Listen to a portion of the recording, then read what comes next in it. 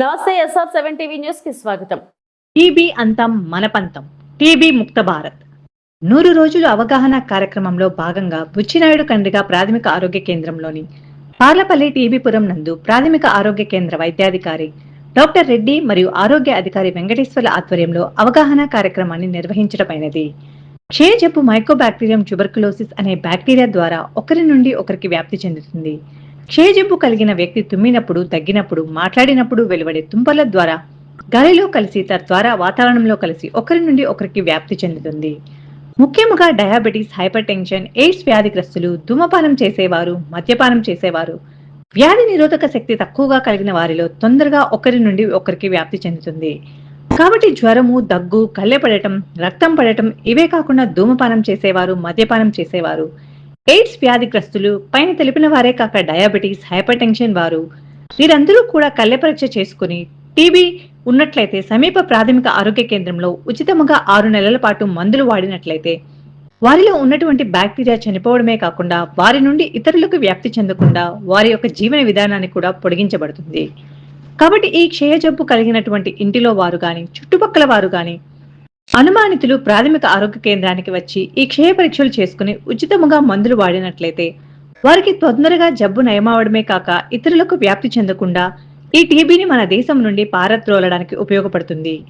ఈ అవకాశాన్ని ప్రతి ఒక్కరూ మరికొందరికి తెలిపి వినియోగించుకోవాల్సినదిగా తెలపడమైనది. ఈ కార్యక్రమంలో ఏఎన్ఎంలు, ఏఎంఎల్హెచ్పీలు, ఆశా వర్కర్లు పాల్గొన్నారు. SR7 TV reporter Ramachandraiah. అప్పుడప్పుడు విడిచి జ్వరం వస్తూ ఉంటుంది, దగ్గు వస్తూ ఉంటుంది, దగ్గుతో పాటు కళ్ళు పడుతూ ఉంటుంది, కళ్ళుతో పాటు రక్తపు జీరులైనా సరే రక్తమైనా పడుతుంది.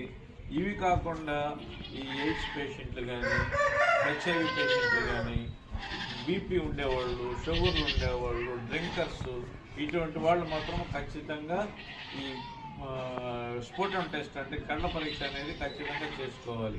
అది మన గవర్నమెంట్ హాస్పిటల్లోనే ఫ్రీగా చేస్తారు. బయట వెళ్ళి చేశారంటే 2-3 వేలు తీసుకుంటారు ప్రైవేట్ హాస్పిటల్లో.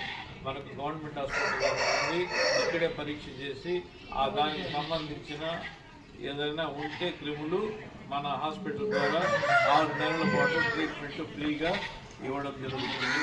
6 నెలలు వాడితే టీబీ కూడా తగ్గిపోతుంది. ఇది సైలెంట్గా వచ్చింది అనమాట. ఒక్కసారిగా బయటపడదు. దగ్గుతూ ఉంటారు కొన్ని రోజుల పాటు, మళ్ళీ ఎక్కువ అవుతుంది, మళ్ళీ ఊపిరితిత్తులు తినేస్తుంది. ఊపిరితిత్తులు తినేసినప్పుడు ఆక్సిజన్ సప్లై అనేది సరిగ్గా లేకుండా చనిపోవడం అనేది జరుగుతుంది. కాబట్టి మనం నెగ్లెక్ట్ చేయకుండా ముఖ్యంగా మన ఈ 2 గ్రామాలలో టీబీ కేసులు ఎక్కువగా ఉన్నాయి. టీబీ కేసులు అంటే ఏమి? క్షయ జబ్బు. తగ్గుతూ ఉంటారు కదా, తగ్గుతూ ఉండడము, దాంట్లో నెత్తులు పడటము, కళ్ళ పడటము, వీక్ అయిపోవడము, ఊపిరితిత్తులు చెడిపోవడము, మా వినమా అంతేనా? ఊపిరితిత్తులు చెడిపోవడము అటువంటి పరిస్థితులు ఎక్కువగా ఉన్నాయి అక్కడ ఇక్కడ. ఎందుకంటే మనకు క్వారీస్ ఉన్నాయి. ఆ క్వారీస్లో వచ్చే డస్ట్, ఆ కెమికల్స్ వల్ల కూడా ఈ టీబీ వచ్చే అవకాశం ఉంటుంది అన్నమాట. నెక్స్ట్ ఇది వచ్చి ఒక బ్యాక్టీరియా వల్ల ఒకరి నుండి ఒకరికి వ్యాపిస్తుంది. ఎలా వ్యాపిస్తుంది?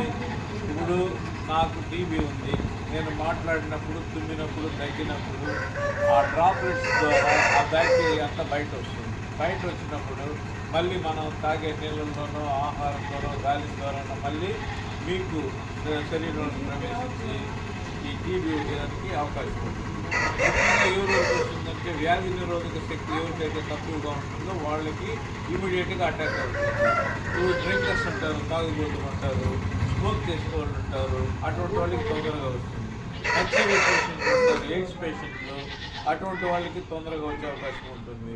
నెక్స్ట్ బీపీలు, షుగర్లు ఉంటాయి కదా, అటువంటి వాళ్ళకి కూడా తొందరగా వచ్చే అవకాశం ఉంటుంది అన్నమాట. కాబట్టి అటువంటి వాళ్ళందరూ కూడా ఇమీడియట్గా దగ్గు